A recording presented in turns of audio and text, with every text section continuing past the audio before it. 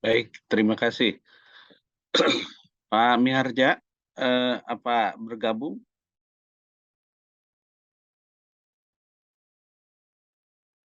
Ya, Ada. ada ya? Siap, siap, Oke, ya, siap. ya. Izin update Tipayun Pak Harja. Mangga dilajen. Ya, teman-teman sekalian, terima kasih sudah memaparkan 3 artikel yang ada persamaannya, tapi ada juga perbedaannya. Dari artikel yang pertama kita mendapatkan gambaran tentang apa namanya sebuah pemaparan di dunia perguruan tinggi dengan layanan konseling online-nya, yang itu digambarkan di sebuah perguruan tinggi di Thailand sana. Dan gambaran itu mengindikasikan bahwa di samping memang kita mempelajari bagaimana kondisi di perguruan tinggi tadi, kita juga mendapat gambaran tentang kekhasan Thailand. Kita juga mendapatkan sisi beda dari bahasan-bahasan sebelumnya, yaitu terkait dengan penggunaan media. Jadi media online sebagai salah satu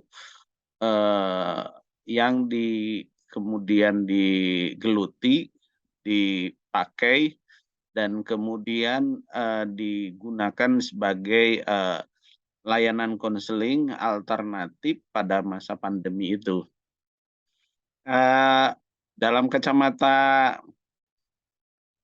konseling komunitas, kita akan menggunakan perspektif yang paling dominan adalah perspektif sosiologis, tentang fakta, tentang data, tentang hubungan antar sistem yang terkait, di mana masing-masing itu tergambarkan adanya di samping sebuah proses, tahapan-tahapan, kemudian juga bagaimana masing-masing unsur di dalam layanan konseling itu berjalan, tapi juga kita mendapatkan betapa bahwa layanan konseling melalui online itu juga memiliki kelebihan sekaligus juga memiliki kekhasannya. Kita maklumi bahwa musim pandemi itu orang sulit berinteraksi secara tatap muka langsung. Maka pada saat itu muncul menjamurnya penggunaan media sebagai sebuah layanan yang kemudian menjadi pilihan. Tentu saja ketika menggunakan media, maka kita masuk kepada karakteristik komunitas media yang memang khas. Ada kesamaannya dengan apa namanya, kita memberi layanan tanpa media, tapi juga ada perbedaannya. Misalnya kita tetap akan menyebutkan bahwa di dalam layanan konseling online atau digital itu juga ada unsur konselornya, ada unsur apa namanya, ada unsur konselingnya, ada unsur juga materinya, metodenya, media, kemudian juga apa namanya, tujuannya dan seterusnya. Jadi unsur-unsur itu tetap ada.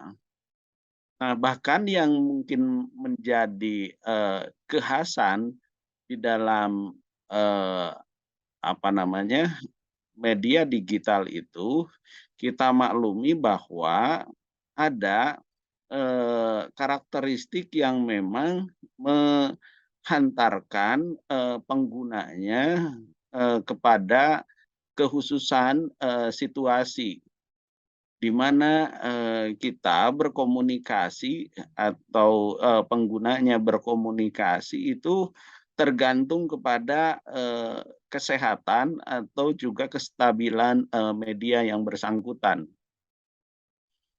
Taruhlah misalnya kita maklumi bahwa eh, seperti halnya pembicara yang ketiga tadi tersendat-sendat apa namanya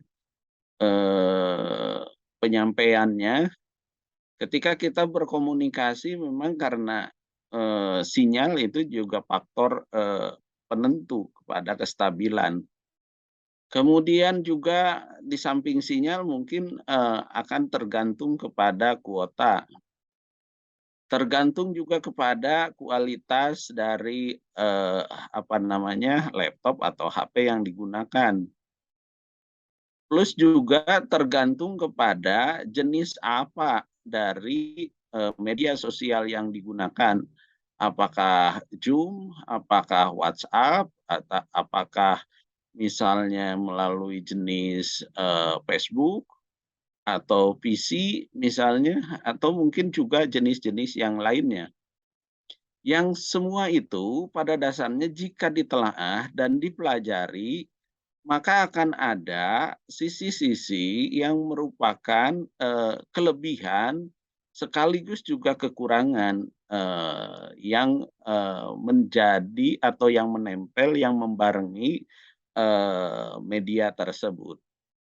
Tetapi juga sekaligus kita akan mengatakan bahwa di antara media-media yang ada itu juga akan memiliki kelebihan ketimbang misalnya kita melakukan layanan secara piece to piece atau langsung tanpa media. Misalnya dalam satu kesempatan jarak yang jauh ternyata bisa diperhemat dengan apa namanya dengan waktu dan biaya yang luar biasa. Kemudian juga bisa menjangkau jarak yang demikian bervariasi dari mulai yang dekat sampai yang sangat jauh. Dan itu merupakan sebuah kehebatan di mana media itu bisa menjangkau dengan kecepatan, kemudian juga kesebaran atau penyebaran yang sedemikian serempak. Dan itu akan menghubungkan sistem atau para pihak di komunitas yang kemudian menjadi masyarakat maya yang global. Nah, ini menjadi tambahan bagi kita sebagai pembelajar di bidang bimbingan dan konseling untuk juga mempertimbangkan.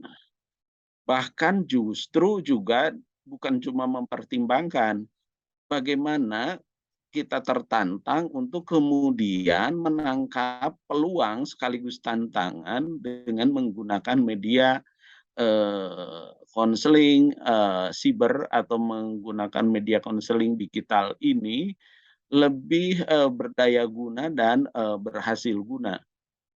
Karena memang kecenderungan ke depan ini kan akan semakin terus apa namanya menggerus dan terus juga diminati, bahkan menjadi kebutuhan. Inilah barangkali pandangan futuristik yang tidak hanya mengkini tetapi juga mengedepan bagi teman-teman yang kebetulan kuliah di S2 ini untuk kemudian juga kita mempelajari tentang bagaimana layanan konseling komunitas di bidang layanan digital ini untuk kemudian idealnya memang banyak yang memilih untuk kemudian bisa jadi karya tugas atau mungkin karya penelitian ataupun mungkin juga karya tesis. Dan kalau misalnya sudah seperti itu nanti BKI di S2 UIN Bandung ini nanti akan menjadi semarak dengan kontribusinya yang lintas wilayah. Jadi komunitas yang dimaksud adalah menjadi komunitas yang tidak terbatas kepada area kewilayahan geografis, tetapi lebih kepada seberapa jauh daya jangkau dari media yang digunakan. Ya, mungkin juga kita bisa menggunakan di samping digital, bisa juga menggunakan media elektronik, misalnya seperti radio, kemudian televisi, dan lain sebagainya. Selama misalnya media-media tersebut digunakan. Jadi teman-teman sekalian untuk untuk kekhasan kekomunitasan di media konseling online atau digital ini, pada dasarnya kita mengangkat sebuah realitas sosiologis atau antropologis itu masuk ke dunia maya yang juga kita menjadi bisa saling berkomunikasi, bahkan bisa saling melakukan layanan bimbingan dan konseling. Baik, dalam penelitian yang dilakukan di Thailand itu memang masyarakat penggunanya itu dibatasi di kalangan masyarakat kampus, dan itu sebagai populasi atau sampelnya yang kemudian diteliti melalui penelitian untuk menggambarkan tentang keberadaan pengguna layanan konseling digital itu. Ya, apapun hasilnya itu gambaran bahwa memang ketika menggunakan konseling online, karena memang kita atau mereka juga tidak tahu tentang apa kira-kira yang bisa mereka kembangkan, maka mereka melakukan studi penjajakan kebutuhan terlebih dahulu di kalangan para mahasiswa, yang kemudian didapati bahwa tentang kesehatan mental itu menjadi yang paling dominan, terutama di fakultas-fakultas sains. Dan itu gambaran yang sifatnya lokal, dan tetapi bisa jadi itu juga menjadi gambaran global juga. Karena di musim pandemi orang-orang juga banyak yang kebingungan. Tapi dari sana kita akan mendapatkan betapa bahwa kalau misalnya kita mau merintis layanan konseling melalui media digital, bisa saja misalnya kita juga dengan melakukan studi penjajakan terlebih dahulu terhadap komunitas-komunitas di dataran nyata, di dataran sosiologis, kira-kira siapa saja dan kemudian para pihak mana saja yang kemungkinan nanti kita akan jadikan sasaran awal untuk kemudian kita layani melalui layanan konseling online itu. Dan nanti diberikanlah pilihan-pilihan yang kemudian nanti siapa dan apa yang kemudian paling dominan, kemudian kita susun program dan seterusnya, kemudian diberikan layanan sesuai dengan apa yang dibutuhkan oleh calon pengguna layanan. Itu barangkali catatan dari saya untuk makalah yang pertama. Untuk makalah yang kedua, terkait dengan tadi layanan konseling di perguruan tinggi juga hampir sama, yang menggambarkan layanan konseling kesehatan mental juga. Dan saya pikir layanan konseling tentang kesehatan mental itu juga mengindikasikan bahwa di mana Sivitas Akademika Perguruan Tinggi itu bagian dari komunitas yang memiliki kekhasan tertentu, dan kemudian kita cermati secara faktualnya dan kekhasannya yang kemudian juga tergambarkan betapa bahwa mereka juga membutuhkan teman curhat, teman mensolusi berbagai persoalan yang boleh jadi tidak terselesaikan oleh dirinya, melainkan juga butuh untuk teman dan kemudian menjadi partner dalam mensolusi berbagai kendala yang dihadapinya. Maka catatan dari makalah yang kedua ini, kita mendapati bahwa masyarakat perguruan tinggi juga betapa menariknya kalau misalnya kita lakukan apa namanya, analisa sebetulnya kebutuhan-kebutuhan apa yang kemungkinan bisa dikembangkan dan dinantikan layanan seperti apa kemudian untuk mendampingi mereka dalam muluskan studinya di perguruan tinggi, terutama bagi mahasiswa mungkin. Tapi tidak menutup kemungkinan juga bagi para dosen, bagi para karyawan juga. Maka di perguruan tinggi bagus kalau misalnya ada layanan UPTBK misalnya, seperti yang dikembangkan di perguruan tinggi yang sudah mapan, seperti di UPI dan juga yang lainnya itu sudah ada UPTBK. Di kita baru ada lab counseling juga masih membutuhkan penataan, tapi syukur di apa namanya, di kampus 2 itu juga ada ULP, unit layanan psikologi yang di dalamnya juga ada unit layanan BK-nya. Hal-hal yang seperti itu juga kalau misalnya teman-teman apa namanya, memiliki concern dalam pengembangannya di perguruan tinggi juga ternyata membutuhkan kacamata komunitas ini, di mana komunitas yang khas di dalam perguruan tinggi itu juga membutuhkan kehadiran bimbingan konseling.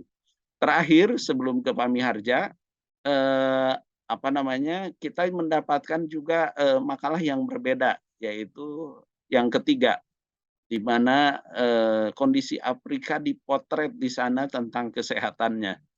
Dan kita mendapatkan gambaran bahwa memang di Afrika pada umumnya, ya kecuali mungkin Afrika bagian utara dan Afrika Selatan, itu sudah relatif maju.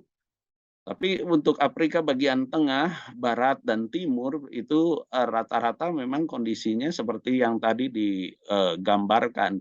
Dan dari sisi komunitas itu sebagai potret sosiologis, antropologis, bahkan juga potret dinamika yang terjadi di sana, yang itu juga menarik jika misalnya kita petakan, itulah masyarakat kalangan negara terbelakang, untuk kemudian kita juga memiliki gambaran di mana siapa tahu nanti di belahan dunia di Indonesia saja itu ada kategori-kategori lokasi. Misalnya ada daerah metropolitan, kemudian juga ada daerah kota besar, kemudian juga kota sedang, kota kecil, pedesaan, bahkan juga ada daerah terpencil, bahkan ada daerah terbelakang dan juga daerah terpinggir atau apa namanya, terdepan lah. Kita biasa KKN kemarin itu udah beberapa angkatan itu mengirimkan ke daerah terpencil. Nah, itu kondisinya mirip juga dengan di Afrika sana. Dengan di Afrika sana. Nah, gambaran seperti itu menggambarkan betapa nanti kita juga akan berhadapan dengan situasi-situasi yang boleh jadi ada kemiripan-kemiripan. Dan apa yang diungkap oleh artikel yang terakhir tadi itu menggambarkan langkah-langkah konseling di bidang kesehatan itu menggambarkan sebuah situasi yang memang mensolusi di daerah terpencil itu. Itu barangkali catatan dari saya, Pak Miharja, mangga yang lebih lengkapnya lagi sepertinya beliau akan menyampaikannya. Assalamualaikum warahmatullahi wabarakatuh. Waalaikumsalam. Bismillah, alhamdulillah, wa syukur ala nikmatillah, wa Muhammad Rasulullah. Suatu kegembiraan bagi kita semua, Allah Subhanahu wa Ta'ala mempertemukan kita kembali di dalam majelis ilmu. Dan untuk presentasi semakin ke sini sudah semakin matang dan menunjukkan suatu presentasi yang sekaliber gitu ya, mahasiswa S2. Terlebih lagi komentator kita nih yang sangat cerdas gitu ya, sehingga apa-apa yang dibahas tadi itu menjadi lebih terpetakan kembali. Sepertinya kita sudah cukup gitu ya, sangat optimum apa-apa yang kita bisa dapat dari perkuliahan di siang hari ini. Mungkin saya boleh izin sedikit mengenai hasil ujian tengah semester yang kemarin. Itu sudah 16 orang, alhamdulillah, yang ikut serta, dan sepertinya masih ada 2 yang tertinggal. Nah, itu boleh japri bagaimana agar kita bisa selesai studi di mata kuliah ini. Kita hormati jika ada gangguan sinyal atau aspek-aspek teknis gitu ya. Yang kedua, ingin kita sampaikan juga bahwa ada sejumlah angket yang kita sebar di dalam tes kemarin. Beberapa usulan yang muncul itu diantaranya di dalam perkuliahan ini porsi diskusi, porsi bagaimana menerapkan aspek teoritik kepada aspek-aspek realitas praktis dalam masyarakat itu diperbanyak porsinya gitu ya. Nah, itu sejumlah usulan. Demikian juga bagaimana pandangan-pandangan di dalam jurnal yang ditampilkan juga bukan hanya bicara aspek jurnal juga, tetapi bagaimana aspek-aspek tadi itu oleh presenter juga ditampilkan hal yang bersifat pengalaman pribadi atau pandangan-pandangan personal di dalam teori-teori yang sedang dibahas, sehingga itu tidak ilmu untuk ilmu, tetapi ilmu mengandung sisi kepraktisan. Sepertinya itu yang dikehendaki oleh para mahasiswa. Kemudian untuk konseling online ini ada perbedaan pendapat. Yang satu boleh selamanya online. Ada juga yang bilang ya sebulan sekali lah, atau beberapa itu ada pertemuannya di ruang kelas gitu ya. Ada usul begitu. Ada juga ya online ini nggak bisa diikuti, jadi baik-baiknya ya bertemu saja gitu ya, karena katanya kami mahasiswa S2 ini sengaja kuliah gitu ya, punya waktu kuliah gitu, jadi jam berapapun siap untuk hadir di dalam ruang kuliah secara tatap muka. Jadi ini mungkin beberapa usulan berkaitan dengan kemungkinan ke depan tentang perkuliahan ini yang mungkin nanti dapat direspon oleh kita usulkan dan juga dapat direspon oleh pemangku kepentingan di dalam penataan program perkuliahan kita. Kemudian kita sampaikan juga bahwa skor nilainya itu pada kurva yang tidak bisa disebut normal karena jumlahnya sedikit kan, hanya 16 orang. Karena biasanya untuk normal itu di atas 100 orang baru biasanya terlihat mana soal mudah dan soal susah, kemudian soal sedang gitu ya, biasanya di sana pada angka yang bisa dilihat. Tetapi saya melihat optimisme dan itu sudah sudah dapat persetujuan oleh Pak Dr. Aep bahwa nilai mahasiswa kita ini di ujian tengah itu sangat optimis ya, sebagai satu dasar bahwa kita mempunyai mahasiswa yang sangat potensial secara akademik, secara akademik potensial untuk membina pengetahuan kita lebih kompleks lagi ke depan, dan mungkin juga lebih abstrak lagi ke depan gitu ya, dan lebih general lagi ke depan, dan mungkin juga lebih luas di dalam aspek-aspek kajian antar kawasan, juga lebih menukik kepada bagaimana ketersambungan aspek-aspek yang berkeliaran pengetahuan dalam jagat luas itu kepada pengetahuan-pengetahuan yang keislaman gitu ya. Saya optimis bahwa nalar para mahasiswa S2 itu sangat mendukung, dan ini tentu suatu modal dasar di angkatan pertama semua hebat gitu ya. Terlebih ini kita optimis dibimbing langsung oleh Pak Dr. Aib yang kawasannya, gagasannya juga sangat hebat. Dan sepertinya kita ini memasuk adan gitu ya. Jadi karena rumah saya kebetulan dekat masjid. Ini mohon izin supaya Mhm, apa itu tidak nanti terganggu mhm, bersaluran mhm. suara antara presentasi ini dengan suara adzan. Jadi sebelum adzan tapi kita masih ada waktu kan beberapa menit lagi. Apa yang apa itu ke depan kan ini materi kan sudah berapa ini? Sudah 6, 3 ya 12. Jadi masih ada berapa? 6 lagi gitu ya kalau nggak salah ya. Jadi kalau misalnya dibagi 3 kan masih ada 2 pertemuan lagi kita ya. Jadi di akhir Januari sepertinya kita sudah bisa ujian akhir semester dan seluruh materi sudah tersampaikan. Atau mungkin ada pandangan lain dari Pak Dr. Aib, dipersilakan. Baik, apa namanya, apa yang tadi disampaikan Pak Miharja cukup mendapatkan, kejelasan teknis. Bagus juga kalau misalnya ada pertemuan, barangkali ada semacam khulasoh lah, dari apa namanya, berbagai pembahasan itu untuk kemudian, menjadi sebuah rangkuman penting dari, mata kuliah ini. Dan itu, mungkin nanti, menjelang akhir setelahnya semua makalah dipresentasikan, dan itu misalnya dibahas bersama di ruangan, secara, tatap muka dan, teman-teman bisa, sambil misalnya nanti apa namanya, mengkonsultasikan, kemungkinan-kemungkinan siapa yang berminat untuk mendalami, bidang-bidang, komunitas ini, siapa tahu yang nanti mungkin ada yang berminat untuk mendalami di, karya tesis misalnya. Jadi, eee, apa namanya, proyeksi mata kuliah ini kita tidak berlama-lama ya Pak Miharja, karena kuliah di, S2 ini, hanya sebentar.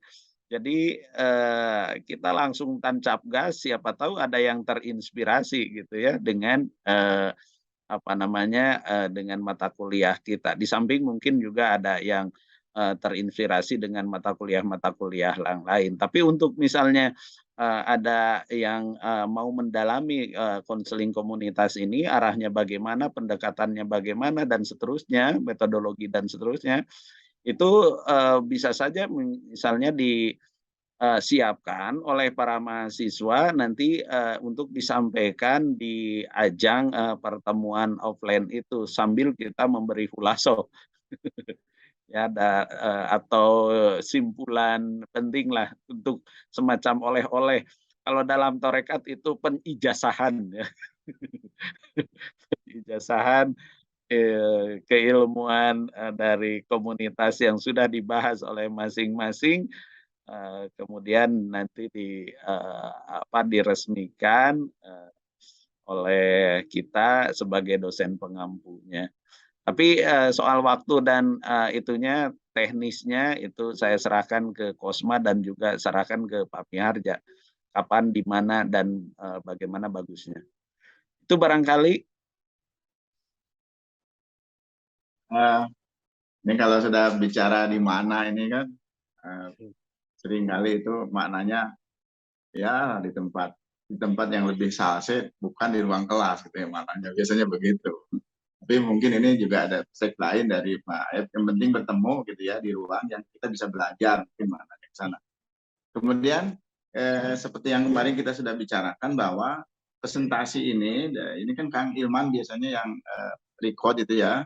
Jadi kita usulkan agar itu di-share ke tiap mahasiswa yang telah presentasi, kemudian di-split ya, dan itu menjadi apa itu diedit ulang kan gitu ya. Kalau ada renoise apa diakalin supaya jadi lebih bagus, dan apa di-share di YouTube atau di mana, di link mana, dan kita dapatkan linknya sebagai dasar bahwa kuliah kita ini multimedia, jadi bukan hanya terkait dengan Zoom ini, tapi juga bisa disiar ulang ya, sebagai suatu kekayaan bahwa kita sudah kuliah dengan kualitas yang standar baik gitu. Nah, ditunggu sampai kapan, mungkin sebelum ujian akhir kira-kira. Nih mohon maaf nih sudah masuk ada nih di sini noise gitu ya. Terima kasih kembali ke Pak. Ya, baik, kalau tidak ada pertanyaan kita cukupkan, tapi kalau ada pertanyaan atau mungkin usulan, Silakan.